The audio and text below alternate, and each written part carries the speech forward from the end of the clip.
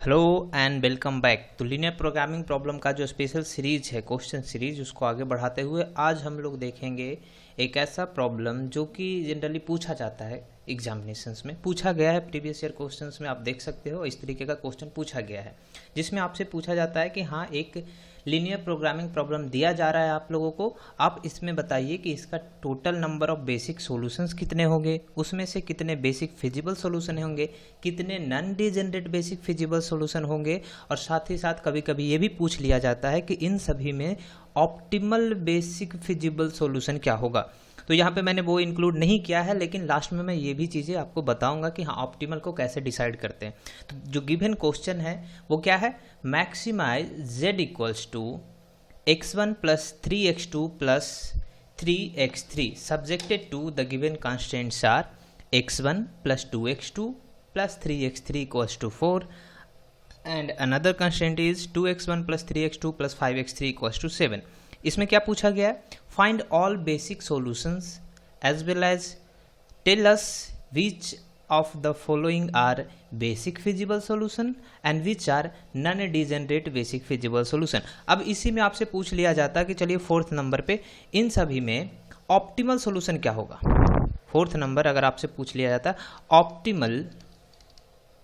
Optimal basic feasible solution, आपसे ये भी पूछ लिया जाता है, तब कैसे अप्रोच करेंगे। तो इसके लिए आप लोगों को अगर थ्योरी आपने पढ़ा होगा तो बताइए यहाँ पे टोटल नंबर ऑफ वेरिएबल कितने हैं, अननोन्स कितने हैं। तो टोटल कितने हैं, 1 2 3। तो n इक्वल्स टू हो गए हमारे पास 3 नंबर ऑफ वेरिएबल्स या number of unknown. Number of constant को हम लोग m लेके चलते हैं, तो बताइए m इक्वल्स टू क्या हो जाएगा, यहाँ पे m इक्वल्स टू हो जाएगा 2। 2 कंस्टेंट है, 3 वेरिएबल्स हैं, 3 अननोन्स हैं। तो हम लोग यहाँ पे डायरेक्टली सॉल्व नहीं कर सकते, तो इसके लिए हम लोग क्या करते हैं, n minus m number of variables को पुट कर देते हैं 0, और इसको हम लोग बोलते हैं कि हम लोग इसको कंसिडर कर रहे हैं नॉन बेसिक वेरिएबल। तो यहाँ पे बताओ कितने number of non basic variable हम लोग कंसिडर करेंगे। तो यहाँ से देख के हम लोग को लगता है कि हाँ, ये हो जाएगा 3 माइनस 2 दैट इज 1। तो यहाँ पे एक ऐसा वेरिएबल होगा हमेशा जो नॉन बेसिक वेरिएबल की तरह ट्रीट होगा। अब एक वेरिएबल को चूज करने का कितना तरीका है, 3 में से आपको एक चूज करना है। तो कभी आप x1 को रख सकते हो सकता है कोई x2 को रखे, और हो सकता है कोई x3 को नॉन बेसिक वेरिएबल रखे। तो आपके पास कितने ऐसे बेसिक सॉल्यूशन हो सकते हैं। तो कॉम्बिनेशन में आपने पढ़ा होगा कि टोटल नंबर कितने हो जाएंगे, NCM दैट इज 3C2, जो कि आपको निकल के आएगा कितना, 3। मतलब कि आपको टोटल नंबर ऑफ सॉल्यूशंस जो आपको यहाँ पे निकल के आएगा वो आएगा 3। किसकी मदद से हम लोग सॉल्यूशन फाइंड आउट कर रहे हैं, क्या ऑब्जेक्टिव फंक्शन की मदद से, नहीं, हम लोग किसकी मदद से कर रहे हैं, यहाँ पे जो कंस्ट्रेंट दिया हुआ है हम लोग उसको कंसिडर कर रहे हैं। तो यहाँ पे total number of basic solutions आएंगे 3। Total number of basic solutions कितने आ जाएंगे, ये आ जाएंगे 3। अब 3 आएंगे, ये हमें पता चल गया कि मैक्सिमम ये आएगा। Maximum number of basic solutions कितने हो जाएंगे, ये हो जाएंगे NCM। थ्योरी में पढ़ा रखा है ये सभी चीज़ें, है ना। तो यहाँ पे अगर देखें तो हम लोग कैसे कैसे इसको सेलेक्ट कर सकते हैं। तो एक बार हम लोग क्या करेंगे, x1 को as a non basic variable treat करेंगे, दूसरी बार में x2 को, तीसरी बार में x3 को, या फिर आप उल्टा भी कर सकते हो, आपकी मर्जी है, आप कभी भी करो। किसी ने बोला नहीं मैं x2 को पहले ले लेता हूँ सर नॉन बेसिक, बाद में लेंगे x1 x3 को, आपकी मर्जी है। लेकिन ओवरऑल आपको कितने आएंगे, टोटल आएंगे 3। तो इसके लिए मैं टेबल के थ्रू आपको बताता हूँ। एक टेबल फॉर्म कर लेते हैं और उसमें देखेंगे कि सॉल्यूशन कैसे फाइंड आउट करेंगे और क्या हम लोग को आएगा फाइनल रिजल्ट। तो टेबल मैंने पहले से टाइम बचाने के लिए आपका बना रखा है। फर्स्ट जो कॉलम है इसमें हम लोग लिखते हैं कि नंबर ऑफ बेसिक सॉल्यूशंस कितने होंगे। तो हमारे पास कितने थे, NCM दैट इज 3C2, और वो था हमारे पास 3। तो यहाँ पे मैं लिख ले रहा हूँ 1 2 3, ये 3 हमारे पास बेसिक सॉल्यूशंस आएंगे। अब बेसिक वेरिएबल आपके ऊपर है, आपके पास कितने वेरिएबल्स हैं, x1 x2 एंड x3, ये 3 आपके पास वेरिएबल्स थे, अननोन्स थे। अब इसमें से मैं क्या कर रहा हूँ, पहली बार में फर्स्ट टाइम में मैं x1 एंड x2 को एज अ बेसिक वेरिएबल ले रहा हूँ, x1 एंड x2 को, और x3 को लेके चल रहा हूँ नॉन बेसिक वेरिएबल। और हमें पता है कि नॉन बेसिक वेरिएबल जैसे ही हमने बोला किसी वेरिएबल को, मतलब कि उसका वैल्यू हम लोग पुट कर दे रहे हैं 0। तो x3 का वैल्यू क्या हो जाएगा, ये हो जाएगा x3 का वैल्यू हो गया 0, non basic variable that means x3 equals to 0। x3 equals to 0। आप इसके नीचे भी लिख सकते हो, x3 को आपने लिया ब्रैकेट में मैं लिख रहा हूँ x3 equals to 0। Non basic कहने का मतलब ये है कि आप इसको 0 पुट कर रहे हैं, 0 पुट कर रहे हैं। तो जो आपके पास कंस्टेंट थे, कंस्टेंट कहाँ पे, ये देखिए कंस्टेंट है, इसमें x3 को अगर आपने कर दिया 0, यहाँ पे x3 को आपने कर दिया 0, तो फाइनल क्या आएगा, x1 plus 2x2 equals to 4, 2x1 plus 3x2 equals to 7, right. तो उसी चीज़ को मैं यहाँ पे लिख दे रहा हूँ आपको, क्या आया, x1 plus 2x2, x1 plus 2x2 is equal to आया 4। देन जो सेकेंड वाला आया था वो क्या है, 2x1 plus 3x2 is equal to 7।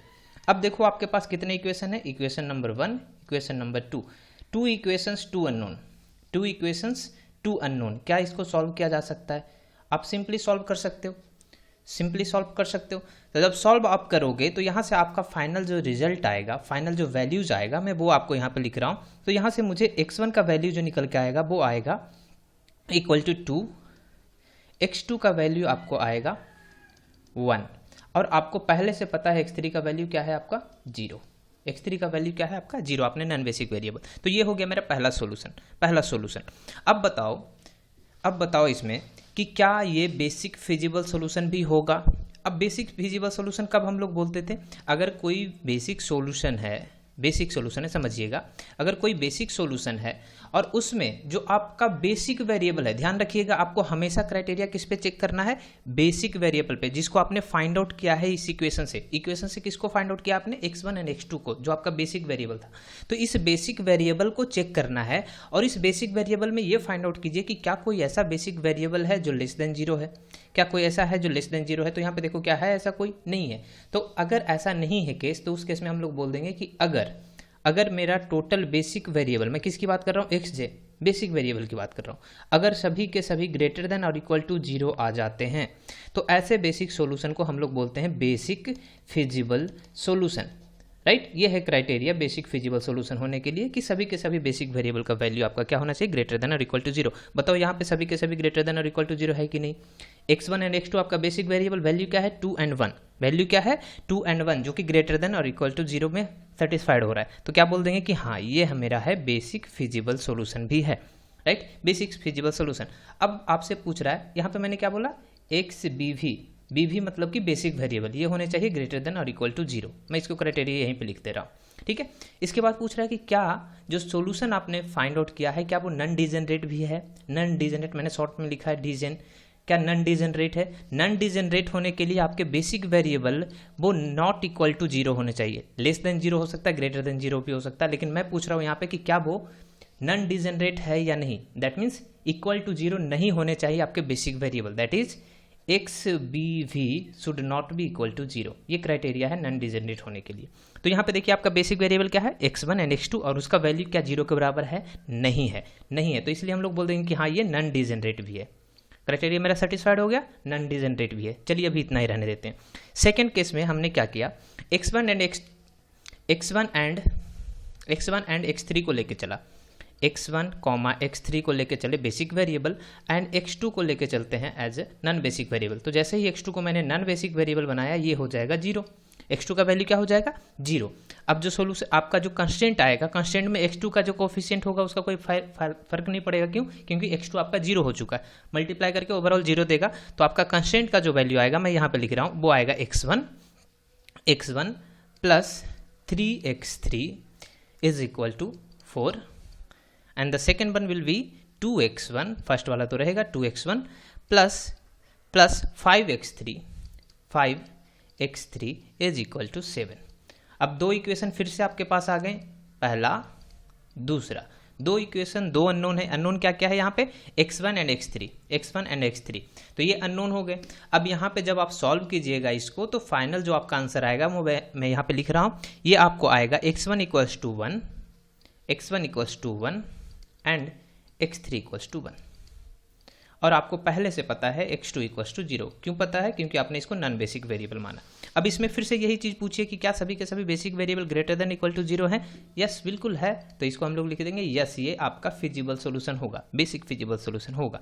Non degenerate भी होगा, क्या होगा बिल्कुल, क्योंकि जीरो नहीं है कोई भी वैल्यू, तो इसको भी बोल देते हैं कि हाँ ये नॉन डिजेनरेट भी होगा, नॉन डिजेनरेट भी होगा। अब थर्ड केस में बच गया क्या, x1 को कंसिडर करना एज नॉन बेसिक वेरिएबल, तो x1 को मैंने फिर कर दिया non basic variable consider, non basic, तो बचा क्या x2 and x3, x2 and x3। देखिए बारी बारी से हमने सभी को एक एक बार नॉन बेसिक वेरिएबल चूज कर लिया है ना, चूज कर लिया।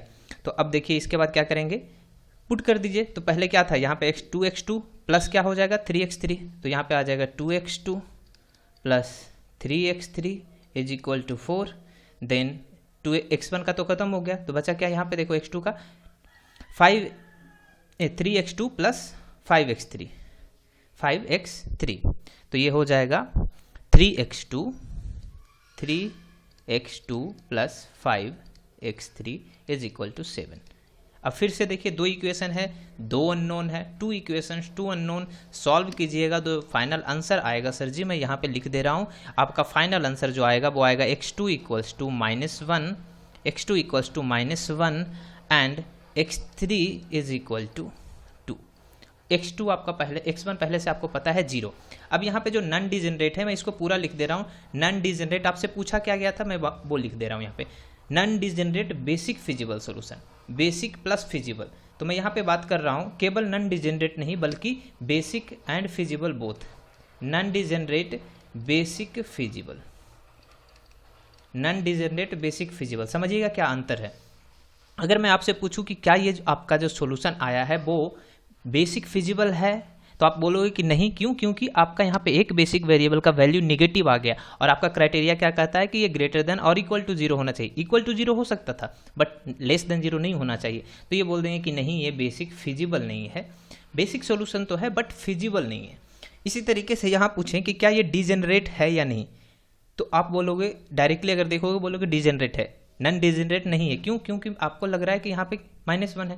तो यहाँ पे ध्यान दीजिए, मैंने क्या बोला, नॉन डिजेनरेसी का क्राइटेरिया ये है कि बेसिक वेरिएबल आपके इक्वल टू 0 नहीं होने चाहिए। मैंने ये नहीं बोला कि ये ग्रेटर देन 0 होने चाहिए, ऐसा तो नहीं बोला, या लेस देन 0 ऐसा कुछ नहीं बोला ना। मतलब कि आपका नॉन डिजेनरेट होने के लिए बस 0 का क्राइटेरिया है। बट यहाँ पे हम लोग क्या पूछ रहे हैं कि बेसिक फिजिबल भी होना चाहिए। तो पहले ही अगर ये फिजिबल ही नहीं हुआ तो क्या ये नॉन डिजेनरेट बेसिक फिजिबल होगा? ऑल्दो ये नॉन डिजेनरेट है लेकिन वो नॉन डिजेनरेट बेसिक फिजिबल नहीं है। क्या मैं बोल रहा हूँ कि ये सॉल्यूशन जो आपका दिख रहा है थर्ड नंबर वाला वो नॉन डिजेनरेट है, उसके दिक्कत नहीं है, बट ये नॉन डिजेनरेट बेसिक फिजिबल नहीं है। क्यों ऐसा बोले? क्योंकि ये बेसिक फिजिबल सॉल्यूशन ही नहीं है, तो फिर नॉन डिजेनरेट होने का क्या मतलब है ना? बेसिक फिजिबल ही नहीं है, यहीं पे क्राइटेरिया फेल हो जा रहा है। तो यहाँ पे हम लोग बोलेंगे, यहाँ पे मैं टोटल की बात कर रहा हूँ, तो ये बोल देंगे कि ये नॉन डिजेनरेट बेसिक फिजिबल नहीं है। क्यों मैं ये चेक कर रहा हूँ? क्योंकि क्वेश्चन में यही पूछा है, क्वेश्चन में ये पूछा है non degenerate basic feasible solution. Otherwise केवल पूछता कि नॉन डिजेनरेट सॉल्यूशन, तो बिल्कुल आप बोल सकते थे कि हाँ ये नॉन डिजेनरेट है, नॉन डिजेनरेट है। अब अगर ऑप्टिमलिटी क्राइटेरिया आपसे पूछ दिया कि हाँ ऑप्टिमल भी है या नहीं, मैं यहाँ पे ऑब्जेक्टिव फंक्शन लिख दे रहा हूँ। उसके लिए ऑब्जेक्टिव फंक्शन का जो वैल्यू था वो क्या था? z equals to x1 plus 3x2 plus 3x3। ठीक है, ये आपका ऑब्जेक्टिव फंक्शन, इसलिए लिखा हूँ ताकि मैं ऑब्जेक्टिव फंक्शन का वैल्यू लिख पाऊँ। अब बताओ मुझे यहाँ पे ऑब्जेक्टिव फंक्शन का वैल्यू, ऑब्जेक्टिव फंक्शन का वैल्यू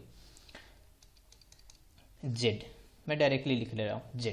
ओके, ऑब्जेक्टिव फंक्शन की वैल्यू की बात करो, z इक्वल्स टू, अब z equals to that means what is the value of objective function for this solution.